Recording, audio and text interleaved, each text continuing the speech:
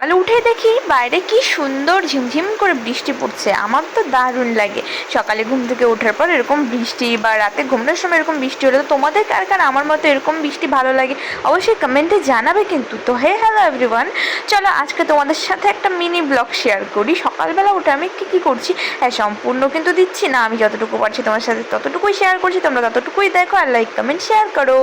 তো আমার মতো কার কার এরকম বৃষ্টি ভালো লাগে। দেখো সকালে উঠে কিন্তু আমার এরকম বৃষ্টি দেখে আমার মনটাই ভালো হয়ে গেলো। এমনিতে কিন্তু আমার গরমের দিন খুব একটা বেশি ভালো লাগে না, আমার কাছে ঠান্ডার দিনটাই একটু বেশি ভালো লাগে। কিন্তু তারপরেও এরকম ঝিমঝিম করে যখন বৃষ্টি হয় না, দেখতে খুব ভালো লাগে, মনে হয় কি একটু চা খাই আর বাইরে বসে বৃষ্টি দেখি। আর এদিকে দেখো আমি রুটির জন্য মানে সকালে তরকারি করে নেব, তার জন্য আমি একটু শুকনো লঙ্কা, তেজপাতা, কালো জিরা ফোড়ন দিয়ে চাল কুমড়োটাকে ভেজে নেব। আজকে সকালে চাল কুমড়োই হবে, বাবা আগেই রাতে বলে রেখেছিল চাল কুমড়োটা ভাজতে, রুটি দিয়ে খাবে। তো হচ্ছে আমার কিন্তু খুব বেশি একটা রুটি ভালো লাগে না। তারপরে এই দেখো আমি রুটির জন্য জলও গরম করতে বসিয়ে দিলাম। এদিকে এখন আমি আটাগুলো একটু মেপে মেপে নিয়ে নিচ্ছি, কারণ আমি না রুটি করতে গেলে আমার রুটি বেশি হয়ে যায়।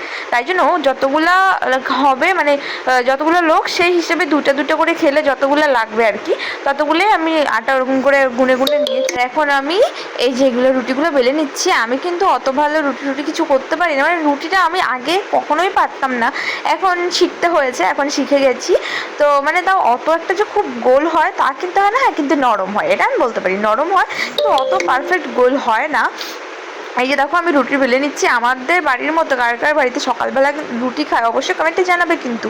আমি কিন্তু বাপের বাড়িতে কিন্তু আগে সবসময় আমি ভাত খেতাম, যে কারণে আমি কিন্তু রুটি খেতে পারি না সকালে, আর আমি খাইও না এখন, তাই জন্য ওই খেলেও একটা খাই, তাছাড়া আমি আমার জন্য ম্যাগি ট্যাগি জাল দিয়ে নিই। আর এদিকে দেখো আমি এখন রুটি ভাজতেও দিয়ে দিয়েছি, একটা দুটো তিনটে আমি গুনে দেখাচ্ছি যে তিনটে একবারে ভাজছি।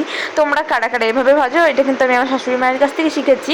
রুটিটা আমি এখানে এসেই শিখেছি, রুটিটা আমি বাড়িতে শিখিনি, আর বাকি কিছু আমি বাড়িতেই শিখেছি, কিন্তু রুটিটা আমি এখানে এসে শিখেছি। তারপরে এই যে সব কিছু বানানো হয়ে গেছে, এখন একটু চা খাওয়ার পালা। তো আমার মধ্যে চায়ের মধ্যে কে কে এরকম দুধ মিশিয়ে পরে এমনি দুধ মিশিয়ে খায় সেটা একটু কমেন্টে বলো। আর যেমন ননদ খাচ্ছে আর আমি খাচ্ছি, ও রুটি খাচ্ছে চাও খাচ্ছে, তো আমি শুধু চা খাচ্ছি আর বিস্কিট খাচ্ছি। তো তোমাদের কাছে আমার এই ভিডিওটা কেমন লাগলো অবশ্যই কমেন্টে জানাবে। তারপরে এই যে দেখো বিস্কুট দিয়ে ডুবিয়ে ডুবিয়ে চা খাচ্ছি। এদিকে কিন্তু আমার স্নানও হয়ে গেছে। আমি রুটিটা করে একবারে স্নান, না রুটিটা করে নাও মনে হয়, রুটিটা হ্যাঁ অর্ধেক, হ্যাঁ আমি মাখিয়ে নিয়েছিলাম। ভিডিওটা যেহেতু কয়েকদিন আগে করা, এই জন্য ভুলে গেছি কখন করেছি।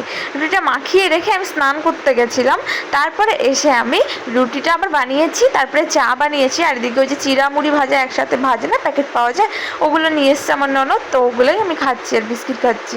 কার কার আমাদের বাড়ির মতো চায়ের নেশা কমেন্টে জানিও তো। আমাদের বাড়িতে যেরকম মানে সবারই চায়ের নেশা, এখন আমারও হয়ে গেছে। তো চলো আজকের মতো টাটা।